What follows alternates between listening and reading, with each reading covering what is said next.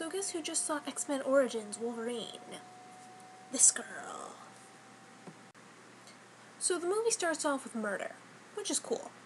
So Wolverine, well, he's not actually Wolverine at this point, he's still some kid named James. He kills this guy who killed his father and was having an affair with his mother.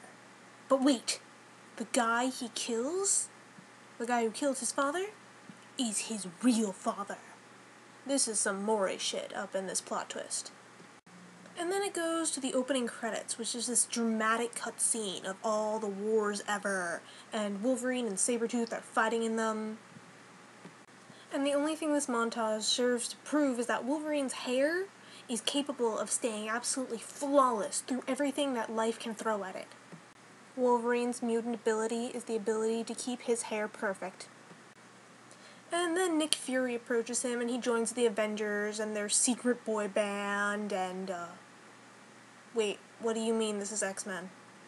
So it's not Nick Fury, it's some guy named, Stryker. And, he comes not from S.H.I.E.L.D., but from some ambiguous thing, blah blah blah, but he does ask Wolverine to join a mutants-only boy band. They go and do some things and kill some people, and Ryan Reynolds is both amazing and attractive as Deadpool, so yeah.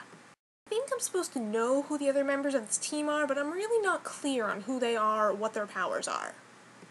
There's this one Asian guy, and his name's Zero, and I think his mutant ability is to be a ninja or something. And then there's Blob, but I only know that because I watched X-Men Evolution, like, religiously when I was a kid. And by kid, I mean last year, but details. And Will.I.Am from the Black Eyed Peas is this ambiguously Australian black guy who's basically Nightcrawler without the smokescreen. I'm pretty sure there was this other guy who did some sort of thing, but I don't know. He ended up as a carny and then Sabretooth killed him, so yeah. And then shit gets real and Wolverine is like, yo, I'm outie. And then more things happen and then 6 years later. And all of a sudden Wolverine's a lumberjack and he's okay. And he has this mildly hot girlfriend, but mainly lumberjacking. And then Stryker and Zero come back to recruit him, and he's like, nah, fuck off, and Sabretooth kills his girlfriend. But I was actually okay with that because, like I said, she was only mildly attractive anyway. So then Wolverine cries a lot and screams, Victor! At the sky for like 10 minutes, and then he goes to Stryker and he's like, I'll do it. And then they inject him with adamantium, which, yeah, okay. Oh, and FYI, the adamantium is basically why the band broke up in the first place. Like, they were looking for it in Africa, and then they started killing people because no one would tell Stryker where they got it, and Stryker was like, kill them all. And then they did. And Wolverine was like, nah, son.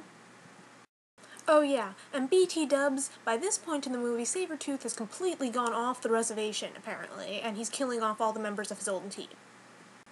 So anyway, then Wolverine goes and gets these magical steroids from space fused onto his skeleton. Now he's Weapon X, which means 10. And he kind of dies in the process, but he got better. So then Stryker decides to be this total dick, and he tells his scientists to give Wolverine amnesia. Wolverine is not pleased. So Wolverine makes a break for it and gives us all a lovely view of his bare ass for like 5 minutes, and then he jumps off a waterfall, which I personally think is kind of dumb because am I the only one who realizes that he just got metal fused onto his skeleton? So maybe, jumping into water might be kind of a choking hazard. And then Wolverine meets Uncle Ben and Aunt May and, wait, what do you mean that's the wrong movie? But anyway, he does meet this nice older couple, and they give him food and clothes and let him sleep in the barn. And in return, he breaks their bathroom and gets them killed. I mean, I've heard about give and take, but it seems a little extreme. And then running, and car chases, and helicopters, and cool guys don't look at explosions. Whoops, Ninja Guy's dead now. So then Logan goes on this deep, soul-searching mission to get the band back together, and it's a lot like that episode of Phineas and Ferb when they were trying to get Love Handle back, except instead of a delightful musical number, they keep playing that music from Lion King from when Mufasa died.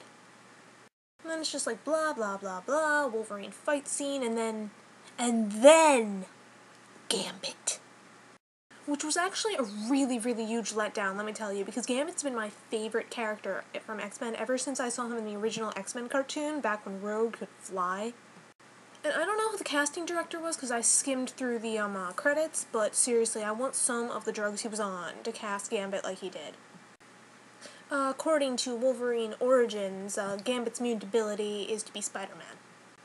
I mean, the guy's jumping off walls and climbing buildings and just generally irritating Wolverine and using his staff as a propeller to fly.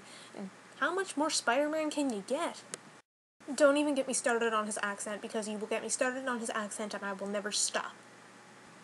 And then more people die, I think, and then Sabretooth kidnaps Scott Summers. Since when is Scott Summers in this movie? I thought this was the Wolverine origin movie. Gambit still makes me very upset.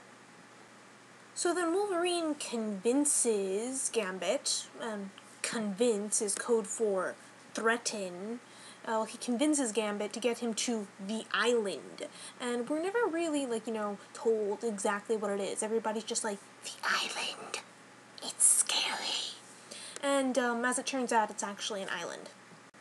And apparently Gambit's the only person who has ever escaped from the island, which is really fucking convenient for Wolverine, now isn't it? Meanwhile, back with the plot, Stryker and Sabretooth are having sex or canoodling or plotting devious plots together or something. I'm just really confused by this point, honestly. So Wolverine finally gets to the island and shit goes down and, oh, guess what? Your girlfriend ain't dead! Because apparently she's a mutant too, which is kind of really a non-issue at this point, because her mutant ability is not the power to rise from the dead after 3 days like Jesus. Then blah blah blah blah, they've been kidnapping mutants for the greater good, blah blah blah blah, furthering the plot, Stryker's basically a xenophobic asshat.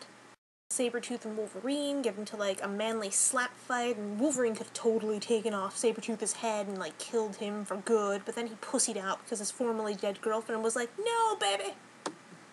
And then there's more fighting and more plot furthering, and then, oh, guess what? Ryan Reynolds' character, who apparently is Deadpool, that was never really covered, whatever, but he's not dead like they told us. Because fucking Christ, nobody can stay dead in this movie. And then Wolverine and Ryan Reynolds get into the ultimate showdown of Ultimate Destiny, and Ryan Reynolds is winning, so Sabretooth teams up with Wolverine, and he's like, I'm the only one allowed to kill you, Wolverine, and I totally ship it. Yeah, so anyway, then they cut off Ryan Reynolds' head and destroy a nuclear reactor in the process, and Scott Summers is hearing voices in his head, which is totally a sign of mental health. I mean, I thought Jean Grey was supposed to be the crazy-ass one. So then he leads all these captive mutants out to freedom, and oh, guess what? The voices in his head are Professor Xavier. But if it's Professor Xavier, why is he walking on 2 legs? Why is he not, in a wheelchair? Because, man, I saw X-Men First Class, and he should not be walking if he's played by Patrick Stewart. I don't understand what's going on here. Oh, look, Gambit's back. And Wolverine has amnesia because he got shot in the head. Twice. Oh, and his Jesus-like girlfriend just mojoed Stryker to walk until his feet bleed and fall off, and now she's dead too, and that's it. That's the movie. Oh wait, apparently even decapitating Ryan Reynolds won't kill him. Yeah, I skipped to the credits.